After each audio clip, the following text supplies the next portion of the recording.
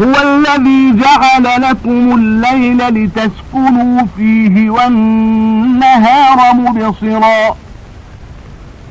إن في ذلك لآيات لقوم يسمعون قالوا اتخذ الله ولدا سبحانه هو الغني له ما في السماوات وما في الأرض إن عندكم من سلطان بهذا أتقولون على الله ما لا تعلمون قل إن الذين يفترون على الله الكذب لا يفلحون متاع في الدنيا ثم إلينا مرجعهم ثم نذيقهم العذاب الشديد بما كانوا يكفرون. நீங்கள் அதில் சுகம் பெறுவதற்காக இரவையும் பார்வையுள்ளதாக பகலையும் உங்களுக்காக அவனே உண்டாக்கினான். நிச்சயமாக இதில் அவன் வசனங்களை செவிசாய்த்து கவனமாக கேட்கும் மக்களுக்கு நிரம்ப அத்தாட்சிகள் இருக்கின்றன. அல்லாஹ் தனக்கு ஒரு சந்ததியை ஏற்படுத்தி கொண்டான் என்று அவர்கள் சொல்கிறார்கள். அவர்களின் இக்கற்பனையை விட்டும் அல்லாஹ் மிக தூய்மையானவன். அவன் எவ்வித தேவையும் இல்லாதவன். வானங்களில் உள்ளவையும் பூமியில் உள்ளவையும் யாவும் அவனுக்கே உரியன. எனவே அவன் சந்ததி ஏற்படுத்தி கொண்டான் என்பதற்கு உங்களிடம் எந்த ஆதாரமும் இல்லை. நீங்கள் அறியாததை அல்லாஹுவின் மீது இவ்வாறு பொய்யாக கூறுகிறீர்களா? அல்லாஹுவின் மீது இவ்வாறு பொய்யை இட்டு கட்டுபவர்கள் நிச்சயமாக வெற்றி பெற மாட்டார்கள் என்று நபியே கூறிவிடும். உலகத்தில் அவர்கள் அனுபவிப்பது சிறு சுகமேயாகும். பின்னர் அவர்கள் நம்மிடமே மீண்டு வர வேண்டியிருக்கிறது. அப்பொழுது அவர்கள் நிராகரித்துக் கொண்டிருந்ததன் காரணமாக நாம் அவர்களை கடுமையான வேதனையை சுவைக்கச் செய்வோம்.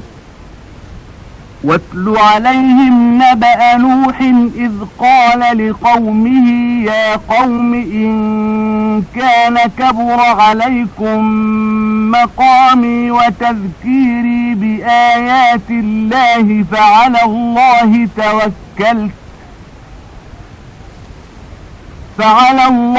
توكلت فأجمعوا أمركم وشركاءكم ثم لا يكن أمركم عليكم غمة ثم قضوا إلي ولا تنظرون فإن توليتم فما سألتكم من أجر إن أجري إلا على الله وأمرت أن أكون من المسلمين فكذبوه فنجيناه ومن معه في الفلك وجعلناهم خلائف وأغرقنا الذين كذبوا بآياتنا فانظر كيف كان عاقبة المنذرين ثم بعثنا من بعده رسلا إلى قومهم فجاءوهم بالبينات فما كانوا ليؤمنوا بما كذبوا به من قبل كذلك نطبع على قلوب المعتدين. மேலும் நபியே, நீர் அவர்களுக்கு நூஹுவின் சரித்திரத்தை ஓதி காண்பிப்பீராக. அவர் தம் சமூகத்தாரை நோக்கி, என் சமூகத்தாரே, நான் உங்களிடையே இருப்பதும் நான் உங்களுக்கு அல்லாஹுவின் அத்தாட்சிகளை நினைவூட்டுவதும் உங்களுக்கு பலுவாக இருக்குமானால் நான் அல்லாஹுவின் மீதே முழு நம்பிக்கை வைத்துள்ளேன். உங்கள் முயற்சியில் ஏதேனும் குறைவு செய்து விட்டதாக பின்னர் உங்களுக்கு ஐயம் ஏற்படாதவாறு நீங்கள் இணை வைப்பவற்றையும் ஒன்று சேர்த்துக் கொண்டு நீங்கள் யாவரும் சேர்ந்து உங்கள் காரியத்தை முடிவு செய்யுங்கள். பின்னர் எனக்கு எதிராக நீங்கள் திட்டமிடுவதை என்னில் நிறைவேற்றுங்கள். இதில் நீங்கள் தாமதம் செய்ய வேண்டாம். ஆனால் நீங்கள் என் உபதேசத்தை புறக்கணித்து விட்டால் எனக்கு எவ்வித இழப்பும் இல்லை. ஏனெனில் இதற்காக நான் உங்களிடம் யாரொரு கூலியும் கேட்கவில்லை. எனக்கு உரிய கூலி அல்லாஹ்விடமே அன்றி வேறு எவரிடத்தும் இல்லை. நான் அவனுக்கு முற்றிலும் வழிபட்ட முஸ்லிம்களில் ஒருவனாக இருக்குமாறே நான் ஏவப்பட்டுள்ளேன் என்று கூறினார். அப்பொழுதும் அவர்கள் அவரை பொய்யரெனவே கூறினார்கள். ஆகவே நாம் அவரையும் அவருடன் இருந்தவர்களையும் கப்பலில் ஏற்றி காப்பாற்றினோம். மேலும் அவர்களை பூமிக்கு அதிபதிகளாகவும் ஆக்கினோம். நம்முடைய அத்தாட்சிகளை பொய்யென கூறியவர்களை மூழ்கடித்தோம். அச்சமூட்டி எச்சரிக்கை செய்யப்பட்ட அவர்களின் முடிவு என்ன ஆயிற்று என்பதை நபியே நீர் கவனிப்பீராக. அவருக்கு பின் அவரவர் சமூகத்தினருக்கு தூதர்களை அனுப்பி வைத்தோம். அவர்களும் தெளிவான அத்தாட்சிகளை அச்சமூகத்தவர்களிடம் கொண்டு வந்தார்கள். எனினும் முன்னர் இருந்தவர்கள் எந்த உண்மையை பொய்யென கூறிக்கொண்டிருந்தார்களோ அந்த உண்மையை இவர்களும் நம்பவில்லை. வரம்பு மீறும் இத்தகையவர்களின் நெஞ்சங்கள் மீது இவ்வாறே நாம் முத்திரையிடுகிறோம். ثم بعثنا من بعدهم موسى وهارون إلى فرعون وملئه بآياتنا فاستكبروا وكانوا قوما مجرمين فلما جاءهم الحق من عندنا قالوا إن هذا لسحر مبين قال موسى أتقولون للحق لما جاءكم أسحر هذا ولا يفلح الساحرون قالوا أجئتنا لتلفتنا عما وجدنا عليه آباءنا وتكون لكما الكبرياء في الأرض وما نحن لكما بمؤمنين وقال فرعون ائتوني بكل ساحر عليم فلما جاء السحرة قال لهم موسى ألقوا ما أنتم ملقون فلما ألقوا قال موسى ما جئتم به السحر إن الله سيبطله إن الله لا يصلح عمل المفسدين ويحق الله الحق بكلماته ولو كره المجرمون. இதன் பின்னர் மூசாவையும் ஹாரூனையும் ஃபிர்அவுனிடமும் அவன் தலைவர்களிடமும் நம்முடைய அத்தாட்சிகளுடன் அனுப்பினோம். ஆனால் இவர்களும் ஆணவம் கொண்டு குற்றவாளிகளான மக்களாகவே ஆனார்கள். நம்மிடம் இருந்து அவர்களுக்கு சத்திய வேதம் வந்தபோது நிச்சயமாக இது தெளிவான சூனியமே ஆகும் என்று கூறினார்கள். அதற்கு மூசா, உங்களிடம் சத்தியமே வந்தபோது அதை பற்றியா நீங்கள் இவ்வாறு கூறுகிறீர்கள்? இதுவா சூனியம்? சூனியக்காரர்கள் வெற்றி பெறவே மாட்டார்கள் என்று கூறினார். அதற்கு அவர்கள், எங்கள் மூதாதையர் எதை செய்ய நாங்கள் கண்டோமோ அதிலிருந்து எங்களை திருப்பிவிடவும் இந்த பூமியில் உங்கள் இருவருக்கும் பெருமையை உண்டாக்கி கொள்வதற்குமா நீங்கள் எங்களிடம் வந்தீர்கள்? ஆனால் நாங்கள் உங்கள் இருவர் மீதும் நம்பிக்கை கொள்பவர்கள் அல்லர் என்று கூறினார்கள். ஃபிரௌன் தன் கூட்டத்தாரிடம், தேர்ச்சி பெற்ற சூனியக்காரர்கள் ஒவ்வொருவரையும் என்னிடம் கொண்டு வாருங்கள் என கூறினான். அதன்படி சூனியக்காரர்கள் வந்ததும், நீங்கள் சூனியம் செய்ய எறிய விரும்புவதை எறியுங்கள் என்று மூசா அவர்களிடம் கூறினார். அவர்கள் எறியக்கூடிய கைத்தடிகளை எறிந்தபோது மூசா, நீங்கள் கொண்டு வந்தவை அனைத்தும் சூனியமே. நிச்சயமாக அல்லாஹ் விரைவிலேயே இவற்றை அழித்து விடுவான். அல்லாஹ் ஃபசாது செய்யும் விஷமிகளின் செயலை நிச்சயமாக சீர்படச் செய்ய மாட்டான் என்று கூறினார். இன்னும் குற்றவாளிகள் வெறுத்த போதிலும் நிச்சயமாக அல்லாஹ் தன் வாக்குகளை கொண்டு சத்தியத்தை நிலைநாட்டியே தீருவான் என்றும் கூறினார். فما آمن لموسى إلا ذرية من قومه على خوف من فرعون وملئهم أن يفتنهم وإن فرعون لعال في الأرض وإنه لمن المسرفين وقال موسى يا قوم إن كنتم آمنتم بالله فعليه توكلوا إن كنتم مسلمين فقالوا على الله توكلنا ربنا لا تجعلنا فتنة للقوم الظالمين ونجنا برحمتك من القوم الكافرين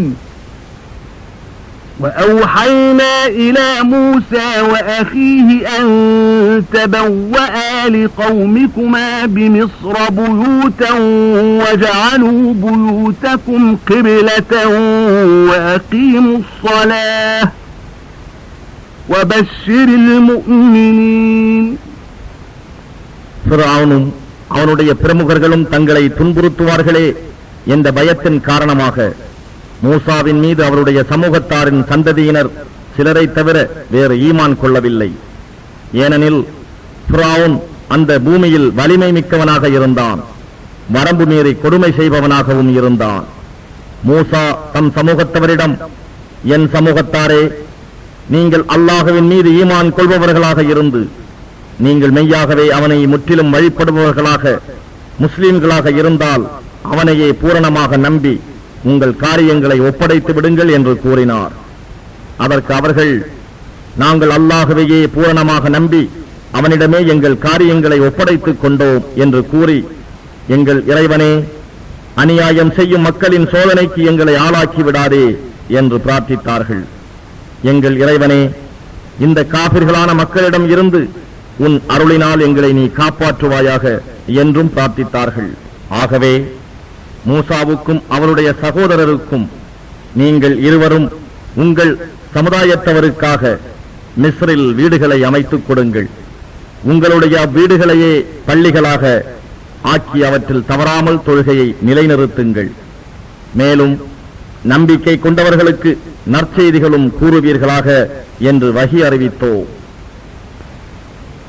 وقال موسى ربنا إنك آتيت فرعون وملأه زينة وأموالا في الحياة الدنيا ربنا ليضلوا عن سبيلك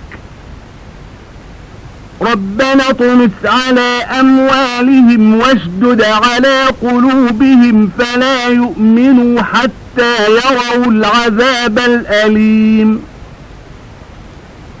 قال قد أجيبت دعوتكما فاستقيما ولا تتبعان سبيل الذين لا يعلمون وجاوزنا ببني إسرائيل البحر فأتبعهم فرعون وجنوده بغيا وعدوا حتى إذا أدركه الغرق قال آمنت أنه لا إله إلا الذي آمنت به بنو إسرائيل وأنا من المسلمين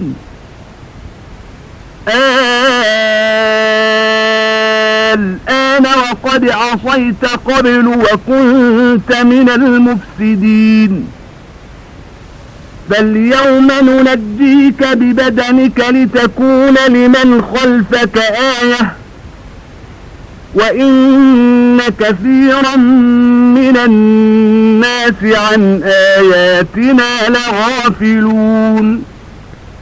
இன்னும் எங்கள் இறைவனே, நிச்சயமாக நீ ஃபிரௌனுக்கும் அவனுடைய பிரமுகர்களுக்கும் அலங்காரத்தையும் இவ்வுலக வாழ்க்கையின் செல்வங்களையும் கொடுத்திருக்கிறாய். எங்கள் இறைவனே, அவற்றை கொண்டு அவர்கள் உன் பாதையை விட்டு மக்களை திருப்பி விடுகிறார்கள். எங்கள் இறைவனே, அவர்களுடைய செயல்களை அழித்து அவர்களுடைய நெஞ்சங்களையும் கடினமாக்கி விடுவாயாக. நோவினை தரும் வேதனையை அவர்கள் பார்க்காத வரையில் அவர்கள் ஈமான் கொள்ள மாட்டார்கள் என்று பிரார்த்தித்தார். இறைவன் கூறினான், உங்கள் இருவரின் பிரார்த்தனை ஏற்றுக்கொள்ளப்பட்டது. எனவே நீங்கள் உறுதியாக இருங்கள். அறியாதவர்களாக இருக்கிறார்களே, அவர்களின் வழியை நீங்கள் இருவரும் ஒருபோதும் பின்பற்றாதீர்கள் என்று. மேலும் இஸ்ராயேலின் சந்ததியினரை நாம் கடலை கடக்க வைத்தோம். அப்போது ஃபிரௌனும் அவனுடைய படைகளும் அளவு கடந்த கொடுமையையும் பகைமையையும் கொண்டு அவர்களை பின்தொடர்ந்தார்கள். அவனை மூழ்கடிக்க வேண்டிய நேரம் நெருங்கி அவன் மூழ்க ஆரம்பித்ததும் அவன் பனு இஸ்ராயேல் எந்த நாயன் மீது ஈமான் கொண்டார்களோ அவனை தவிர வேறு இறைவன் இல்லை என்று நானும் ஈமான் கொள்கிறேன். இன்னும் நான் அவனுக்கே முற்றிலும் வழிபடுபவர்களில் முஸ்லிம்களில் ஒருவனாக இருக்கிறேன் என்று கூறினான். இந்த நேரத்தில் தானா நீ நம்புகிறாய்? சற்று முன் வரையில் திடனாக நீ மாறு செய்து கொண்டிருந்தாய். இன்னும் குழப்பம் செய்பவர்களில் ஒருவனாகவும் இருந்தாய். எனினும் உனக்கு பின்னுள்ளவர்களுக்கு ஓர் அத்தாட்சியாக இன்றைய தினம் நாம் உன் உடலை பாதுகாப்போம். நிச்சயமாக மக்களில் பெரும்பாலோர் நம் அத்தாட்சிகளை பற்றி அலட்சியமாக இருக்கின்றார்கள் என்று அவனிடம் கூறப்பெற்றது. وَلَقَدْ بَوَّأْنَا بَنِي إِسْرَائِيلَ مُبَوَّأَ صِدْقٍ وَرَزَقْنَاهُم مِّنَ الطَّيِّبَاتِ فَمَا اخْتَلَفُوا حَتَّى جَاءَهُمُ الْعِلْمُ إِنَّ رَبَّكَ يَقْضِي بَيْنَهُمْ يَوْمَ الْقِيَامَةِ فِيمَا كَانُوا فِيهِ يَخْتَلِفُونَ فَإِن كُنتَ فِي شَكٍّ مِّمَّا أَنزَلْنَا إِلَيْكَ فَاسْأَلِ الَّذِينَ يَقْرَؤُونَ الْكِتَابَ مِن قَبْلِكَ لَقَدْ جَاءَكَ الْحَقُّ مِن رَّبِّكَ فَلَا تَكُونَنَّ مِنَ الْمُمْتَرِينَ وَلَا تَكُونَنَّ مِنَ الَّذِينَ كَذَّبُوا بِآيَاتِ اللَّهِ فَتَكُونَ مِنَ الْخَاسِرِينَ إِنَّ الَّذِينَ حَقَّتْ عَلَيْهِمْ كَلِمَةُ رَبِّكَ لَا يُؤْمِنُونَ وَلَوْ جَاءَتْهُمْ كُلُّ آيَةٍ حَتَّى يَرَوْا الْعَذَابَ الْأَلِيمَ فَلَوْلَا كَانَتْ قَرْيَةٌ آمَنَتْ فَنَفَعَهَا إِيمَانُهَا إِلَّا قَوْمَ يُونُسَ لَمَّا آمَنُوا كَشَفْنَا عَنْهُمْ عَذَابَ الْخِزْيِ فِي الْحَيَاةِ الدُّنْيَا وَمَتَّعْنَاهُمْ إِلَى حِينٍ நிச்சயமாக நாம் இஸ்ராயேலின் சந்ததியினரை மிக்க சங்கையான இருப்பிடத்தில் இருத்தி நல்ல உணவுகளையும் கொடுத்து வந்தோம். எனினும் உண்மையான ஞானம் அவர்களிடம் வரும் வரையில் அவர் மாறுபாடு செய்யவில்லை. நிச்சயமாக இறைவன் அவர்கள் எது பற்றி மாறுபாடு செய்து கொண்டிருந்தார்களோ அது விஷயத்தில் இறுதி நாளில் அவர்களிடையே தீர்ப்பளிப்பான். நபியே, நாம் உம்மீது இறக்கியுள்ள இவ்வேதத்தில் சந்தேகம் கொள்வீராயின் உமக்கு முன்னர் உள்ள வேதத்தை ஓதுகிறார்களே அவர்களிடம் கேட்டு பார்ப்பீராக. நிச்சயமாக இறைவனிடம் இருந்து உமக்கு சத்திய வேதம் வந்துள்ளது. எனவே சந்தேகம் கொள்பவர்களில் நீரும் ஒருவராகிவிட வேண்டாம். அன்றியும் அல்லாஹுவின் வசனங்களை பொய்ப்பிப்போர்களில் ஒருவராக நீரும் ஆகிவிட வேண்டாம். அவ்வாறாயின் நஷ்டமடைவோரில் நீரும் ஒருவராகுவீர். நிச்சயமாக எவர்கள் மீது பாவிகள் என்று இறைவனுடைய வாக்கு மெய்யாகிவிட்டதோ அவர்கள் ஈமான் கொள்ளவே மாட்டார்கள். நோவினை வேதனையை அவர்கள் காணும் வரையில் அவர்களிடம் எல்லா அத்தாட்சிகளும் வந்தாலும் அவர்கள் ஈமான் கொள்ள மாட்டார்கள். தங்களுடைய ஈமான் பயனளிக்குமாறு நம்பிக்கை கொண்டு வேதனையிலிருந்து தப்பித்துக் கொண்ட யூனுஸ் உடைய சமூகத்தாரை போல் மற்றோர் ஊரார் ஏன் இருக்கவில்லை? அவர்கள் யூனுசுடைய சமூகத்தார் ஈமான் கொண்டதும் இம்மையில் இழிவுபடுத்தும் வேதனையை அவர்களை விட்டும் நாம் அகற்றினோம். அன்றி சிறிது காலம் சுகம் அனுபவிக்கும்படியும் வைத்தோம். وَلَوْ شَاءَ رَبُّكَ لَآمَنَ مَن فِي الْأَرْضِ كُلُّهُمْ جَمِيعًا أَفَأَنْتَ تُكْرِهُ النَّاسَ حَتَّى يَكُونُوا مُؤْمِنِينَ وَمَا كَانَ لِنَفْسٍ أَن تُؤْمِنَ إِلَّا بِإِذْنِ اللَّهِ وَيَجْعَلُ الرِّجْسَ عَلَى الَّذِينَ لَا يَعْقِلُونَ قُلِ انظُرُوا مَاذَا فِي السَّمَاوَاتِ وَالْأَرْضِ وما تغني الآيات والنذر عن قوم لا يؤمنون فهل ينتظرون إلا مثل أيام الذين خلوا من قبلهم قل فانتظروا إني معكم من المنتظرين ثم ننجي رسلنا والذين آمنوا كذلك حقا علينا ننجي المؤمنين. மேலும் இறைவன் நாடியிருந்தால் பூமியில் உள்ள யாவருமே ஈமான் கொண்டிருப்பார்கள். எனவே மனிதர்கள் யாவரும் மூமீன்களாக நம்பிக்கை கொண்டோராக ஆகிவிட வேண்டும் என்று அவர்களை நீர் கட்டாயப்படுத்த முடியுமா? எந்த ஓர் ஆத்மாவும் அல்லாஹுவின் கட்டளையின்றி ஈமான் கொள்ள முடியாது. மேலும் உற்றுணர மாட்டாதவர்கள் மீது அல்லாஹ் குஃப்ர் என்னும் அசுத்தத்தை போடுகிறான். வானங்களிலும் பூமியிலும் இருப்பவற்றை கவனித்து பாருங்கள் என்று நபியே அவர்களிடம் கூறுவீராக. எனினும் ஈமான் கொள்ளாத மக்களுக்கு நம் அத்தாட்சிகளும் எச்சரிக்கைகளும் பயனளிக்க மாட்டா. தங்களுக்கு முன் சென்று விட்டார்களே, அவர்களுக்கு ஏற்பட்ட நாள்களை போன்றதே அன்றி அவர்கள் வேறு எதனையும் எதிர்பார்க்கின்றனரா? அப்படியானால் அந்த கஷ்ட காலத்தை நீங்களும் எதிர்பார்த்திருங்கள். நிச்சயமாக நானும் உங்களுடன் எதிர்பார்த்துக் கொண்டிருக்கிறேன் என்று நபியே நீர் கூறுவீராக. அவ்வாறு வேதனை வரும் காலத்தில் நம் தூதர்களையும் ஈமான் கொண்டவர்களையும் நாம் இவ்வாறே காப்பாற்றுவோம். ஏனெனில் ஈமான் கொண்டவர்களை காப்பாற்றுவது நமது கடமையாகும்.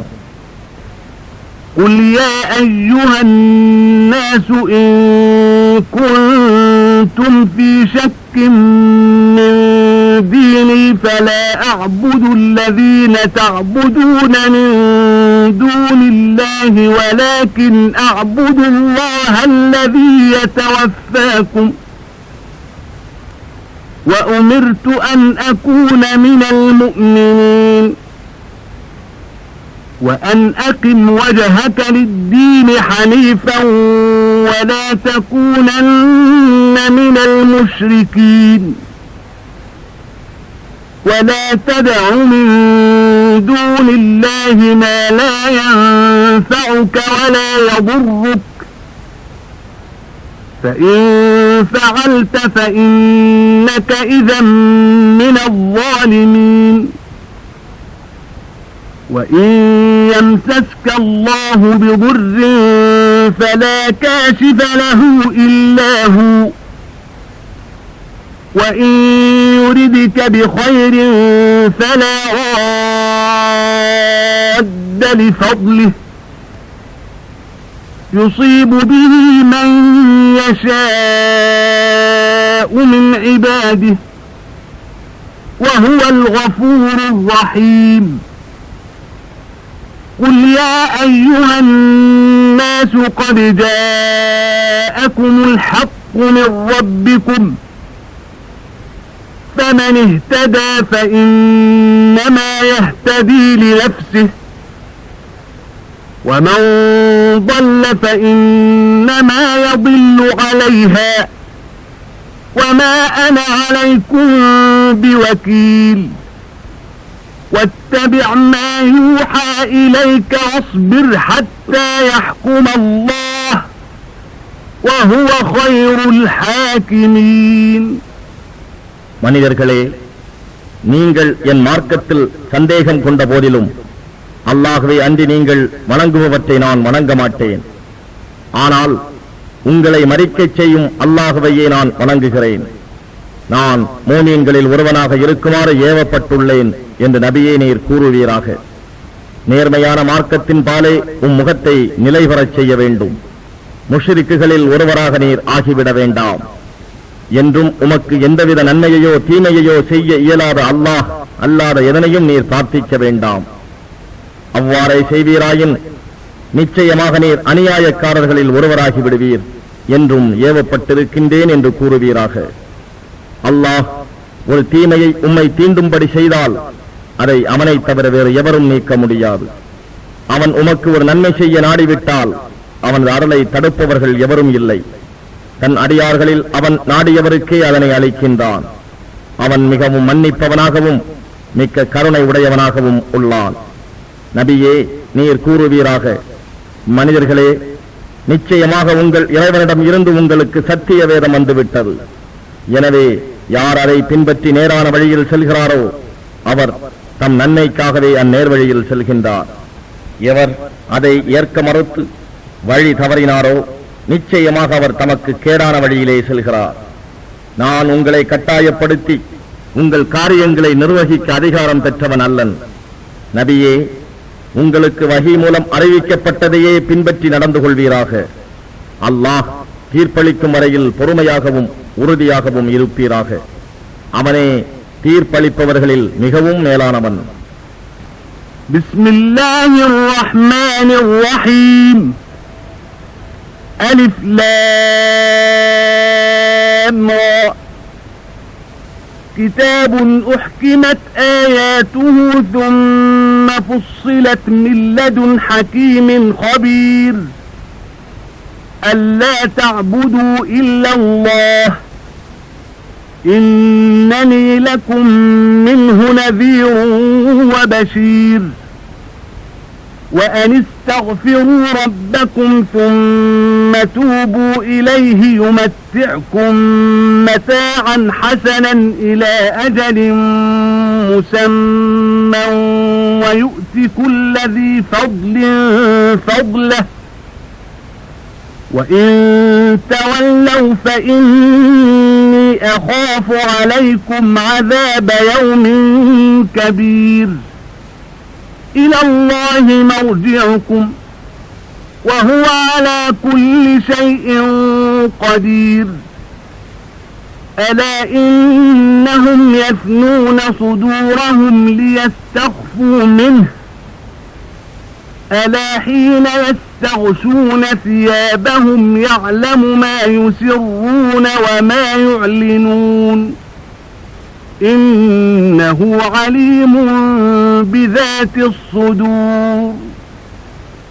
அளவற்ற அருளாளனும் நிகரற்ற அன்புடையோனுமாகிய அல்லாஹுவின் திருப்பெயரால் துவங்குகின்றேன். அலிஃப் லாம் ரா. இது வேதமாகும்.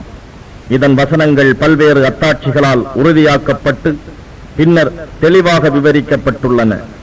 மேலும் இவை யாவற்றையும் நன்கு அறிபவனும் ஞான மிக்கோனுமாகிய இறைவனிடம் இருந்து வந்துள்ளவை. நீங்கள் அல்லாஹ்வை அன்றி வேறு எதனையும் வணங்காதீர்கள். மெய்யாகவே நான் உங்களுக்கு அச்சமூட்டி எச்சரிப்பவனாகவும் நன்மாராயன் கூறுபவனாகவும் நான் அவனிடம் இருந்து அனுப்பப்பட்டிருக்கிறேன் என்றும், நீங்கள் உங்கள் இறைவனிடம் மன்னிப்பை தேடி பாவங்களை விட்டு அவனிடம் திரும்புங்கள். நீங்கள் அவ்வாறு செய்தால் அவன் ஒரு குறித்த தவணை வரை உங்களுக்கு வாழ்க்கை வசதிகளை ஏற்படுத்துவான். இன்னும் அருளுடைய ஒவ்வொருவருக்கும் மறுமையில் தன் அருளை அதிகமாகவே கொடுப்பான். ஆனால் நீங்கள் ஈமான் கொள்வதை புறக்கணித்தால் மாபெரும் நாளின் வேதனை குறித்து நிச்சயமாக உங்களுக்காக நான் பயப்படுகிறேன் என்றும், அல்லாஹ்விடமே நீங்கள் மீண்டும் வரவேண்டி உள்ளது, அவன் எல்லா பொருட்களின் மீதும் பேராற்றல் உடையவன் என்றும் நபியே நீர் கூறுவீராக. அவர்கள் தங்களை அல்லாஹ்விடம் இருந்து மறைத்துக் கொள்வதற்காக தங்கள் இருதயங்களை மறைத்து மூடுகிறார்கள். அவர்கள் தம் ஆடைகளால் தம்மை போர்த்திக் கொண்டாலும் அவர்கள் மறைத்து வைப்பதையும் வெளிப்படையாக காட்டுவதையும் அவன் அறிகிறான். ஏனெனில் நிச்சயமாக அவன் இதயங்களின் இரகசியங்கள் யாவற்றையும் நன்கு அறிபவனாக இருக்கின்றான் என்பதை அறிந்து கொள்வீர்களாக. وَمَا مِن دَابَّةٍ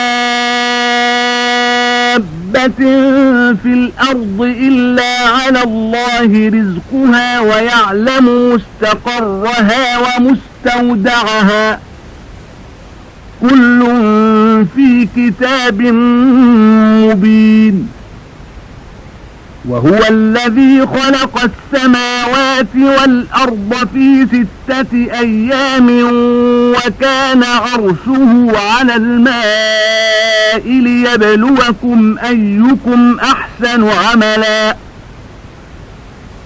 ولئن قلت إنكم مبعوثون من بعد الموت ليقولن الذين كفروا إن هذا إلا سحر مبين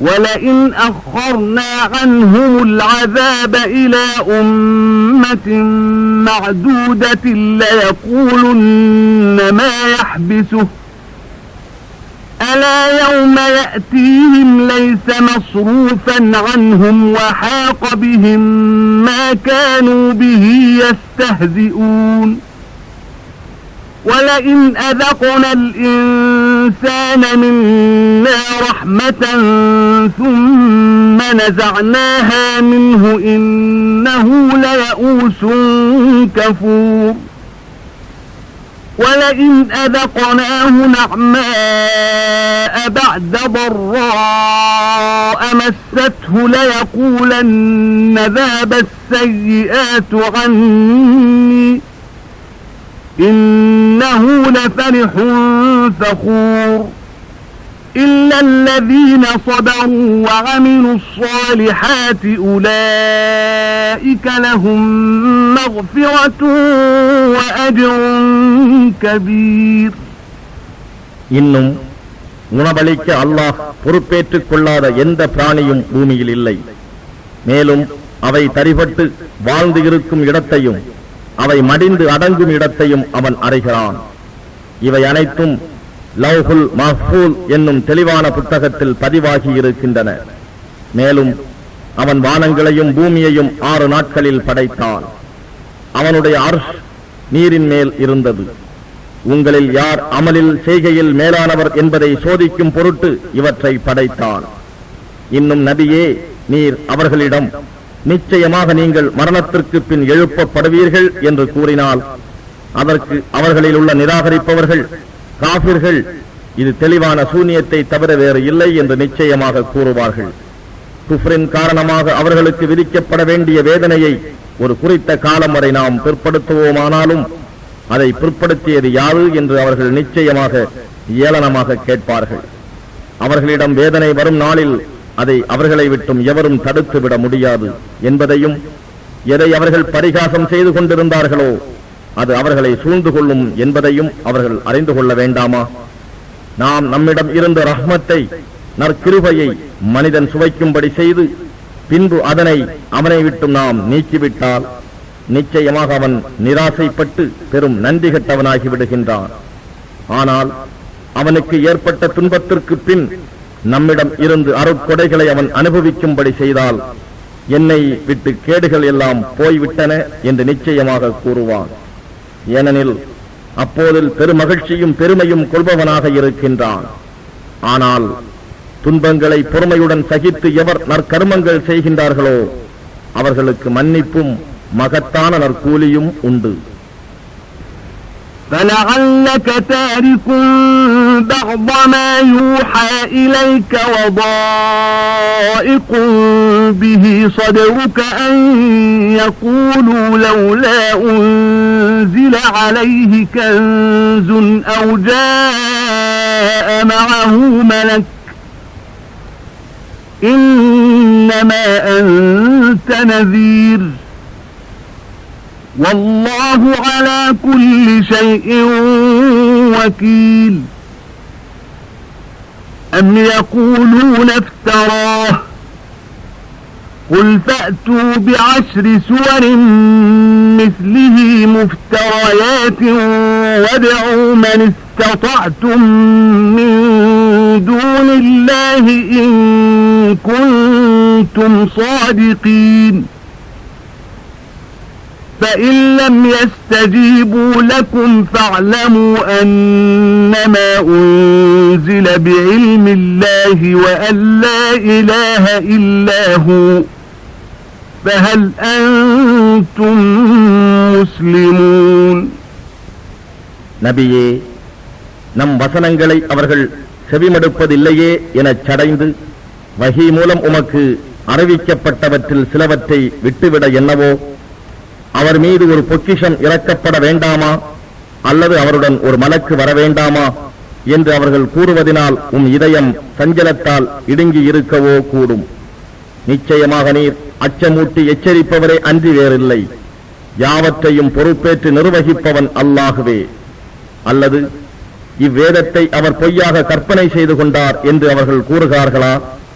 அப்படியானால் நீங்களும் இதை போன்ற 10 அத்தியாயங்களை கற்பனை செய்து கொண்டு வாருங்கள், நீங்கள் உண்மையாளர்களாக இருந்தால்.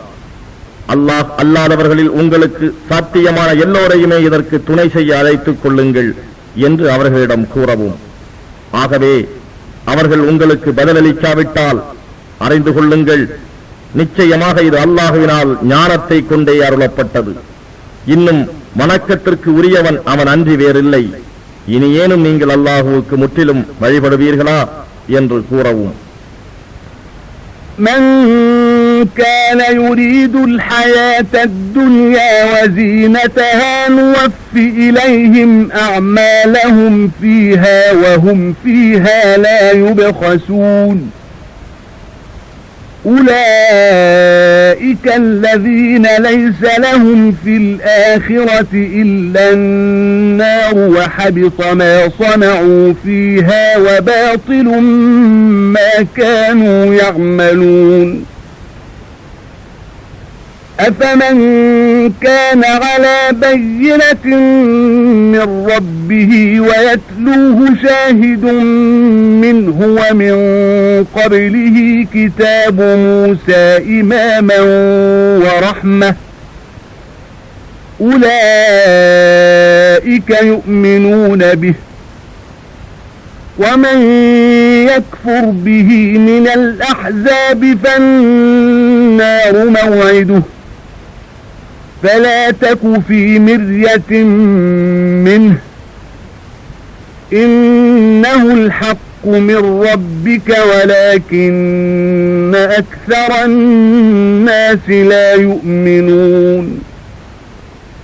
எவரேனும் இவ்வுலக வாழ்க்கையையும் அதன் அலங்காரத்தையும் மட்டுமே நாடினால் அவர்களுடைய செயல்களுக்கு உரிய பலன்களை இவ்வுலகிலேயே நிறைவேற்றுவோம்.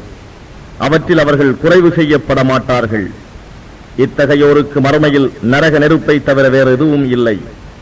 இவ்வுலகில் இவர்கள் செய்த யாவும் அழிந்து விட்டன. அவர்கள் செய்து கொண்டிருப்பவையும் வீணானவையே.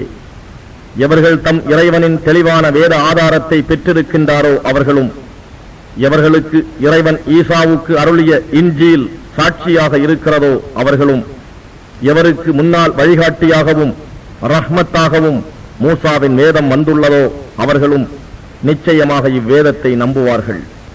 ஆனால் இக்கூட்டத்தார்களில் எவர் இதை நிராகரிக்கிறார்களோ அவருக்கு வாக்களிக்கப்பட்டுள்ள இடம் நரக நெருப்பே ஆகும்.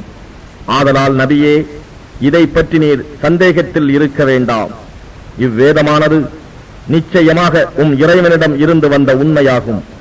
எனினும் மனிதர்களில் பெரும்பாலோர் நம்பிக்கை கொள்வதில்லை. ومن أظلم ممن افترى على الله كذبا أولئك يعرضون على ربهم ويقول الأشهاد هؤلاء الذين كذبوا على ربهم ألا لعنة الله على الظالمين الذين يصدون عن سبيل الله ويبغونها عوجا وهم بالآخرة هم كافرون أولئك لم يكونوا معجزين في الأرض وما كان لهم من دون الله من أولياء يضاعف لهم العذاب ما كانوا يستطيعون السمع وما كانوا يبصرون أولئك الذين خسروا أنفسهم وضل عنهم ما كانوا يفترون لا جرم أنهم في الآخرة هم الأخسرون إن الذين آمنوا وعملوا الصالحات وأخبتوا إلى ربهم أولئك أصحاب الجنة هم فيها خالدون مثل الفريقين كالأعمى والأصم والبصير والسميع هل يستويان مثلا أفلا تذكرون அல்லாஹுவின் மீது பொய்யான கற்பனையை சொல்பவனை விட பெரும் அநியாயக்காரன் யார்? அத்தகையோர் மறுமையில் தங்கள் இறைவன் முன் நிறுத்தப்படுவார்கள். இவர்கள்தாம் தங்கள் இறைவன் மீது பொய் கூறியவர்கள் என்று சாட்சி கூறும் மலக்குகள் சொல்வார்கள். இத்தகைய அநியாயக்காரர்கள் மீது அல்லாஹுவின் சாபம் உண்டாகும். அவர்கள் மனிதர்களை அல்லாஹுவின் பாதையை விட்டு தடுக்கிறார்கள். மேலும் அதில் கோணலையும் உண்டு பண்ண விரும்புகிறார்கள். இவர்கள்தாம் மறுமையை நிராகரிப்பவர்களாவார்கள். இவர்கள் பூமியில் அல்லாஹ் திட்டமிட்டிருப்பதை தோற்கடித்து விட முடியாது. அல்லாஹ்வை தவிர இவர்களுக்கு வேறு பாதுகாவலர்கள் இல்லை. இவர்களுக்கு வேதனை இரட்டிப்பாக்கப்படும். அவர்கள் நல்லவற்றை கேட்கும் சக்தியை இழந்து விட்டார்கள். இவர்கள் நேர்வழியை காணவும் மாட்டார்கள். இவர்கள்தாம் தங்களுக்கு தாங்களே நஷ்டம் விளைவித்துக் கொண்டவர்கள். இவர்கள் கற்பனை செய்து கொண்டிருந்த தெய்வங்கள் யாவும் நீதி தீர்ப்பு நாளில் இவர்களை விட்டு மறைந்துவிடும். நிச்சயமாக இவர்கள் மறுமையில் பெரும் நஷ்டமடைந்தவர்களாக இருப்பார்கள் என்பதில் சிறிதும் சந்தேகமே இல்லை. நிச்சயமாக இவர்கள் நம்பிக்கை கொண்டு நற்கர்மங்கள் செய்து இன்னும் தங்கள் இறைவனுக்கு முற்றிலும் அடிபணிகின்றார்களோ அவர்களே சுவனபதிக்குரியவர்கள். அங்கு அவர்கள் என்றென்றும் நிலைத்திருப்பார்கள். இவ்விரு பிரிவினர்களுக்கு உதாரணம், ஒரு பிரிவினர் குருடர் செவிடர் போலவும், இனி ஒரு பிரிவினர் நல்ல பார்வையுள்ளவர் நல்ல கேட்கும் சக்தியை உடையவர் போலும் இருக்கின்றனர். இவ்விரு பிரிவினரும் உவமையில் சமமாவாரா? நீங்கள் சிந்திக்க வேண்டாமா? وَلَقَدْ أَرْسَلْنَا نُوحًا إِلَى قَوْمِهِ إِنِّي لَكُمْ نَذِيرٌ مُبِينٌ أَلَّا تَعْبُدُوا إِلَّا اللَّهَ إِنِّي أَخَافُ عَلَيْكُمْ عَذَابَ يَوْمٍ أَلِيمٍ فقال الملأ الذين كفروا من قومه ما نراك إلا بشرا مثلنا وما نراك اتبعك إلا الذين هم أراذلنا بادي الرأي وما نرى لكم علينا من فضل بل نظنكم كاذبين قال يا قوم أرأيتم إن كنت على بينة من ربي وآتاني رحمة من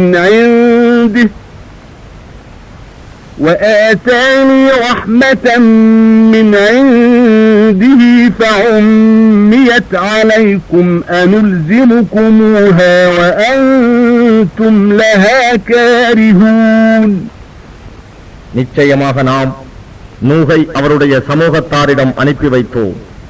அவர் அவர்களை நோக்கி, நான் உங்களுக்கு பகிரங்கமாக அச்சமூட்டி எச்சரிக்கை செய்பவன். நீங்கள் அல்லாஹ்வை அன்றி வேறெவரையும் எதனையும் வணங்காதீர்கள். அப்படி வணங்கினால் நோவினை செய்யும் நாளின் வேதனை உங்களுக்கு நிச்சயம் வரும் என்று அஞ்சுகிறேன் என்று கூறினார். அவரை நிராகரித்த அவருடைய சமூகத்தின் தலைவர்கள் அவரை நோக்கி, நாம் உம்மை எங்களைப் போன்ற ஒரு மனிதராகவே அன்றி வேறு விதமாக காணவில்லை. எங்களுக்குள்ளே ஆழ்ந்த யோசனை செய்யாத இழிவானவர்களே அன்றி வேறெவரும் உம்மை பின்பற்றி நடப்பதாகவும் நாம் காணவில்லை. எங்களை விட உம்மிடம் எந்த விதமான மேன்மை இருப்பதாகவும் நாம் காணவில்லை. மெய்யாகவே உங்களை எல்லாம் பொய்யர்கள் என்றே நாங்கள் எண்ணுகிறோம் என்று கூறினார்கள். அதற்கு நூஹ் அவர்களிடம், என் சமூகத்தவர்களே, நீங்கள் கவனித்தீர்களா? என் இறைவனிடமிருந்து எனக்கு வந்துள்ள தெளிவான அத்தாட்சியின் மீதே நிலைப்பட்டு நான் இருந்தும், இறைவன் அவன் தன்னிடம் இருந்தே எனக்கு தன் ரஹ்மத்தை அளித்திருந்தும் அது உங்கள் கண்களுக்கு புலப்படாது. அதை நீங்கள் வெறுத்துவிட்டால் அதை பின்பற்றுமாறு நான் உங்களை நிர்பந்திக்க முடியுமா என்று கேட்டார்.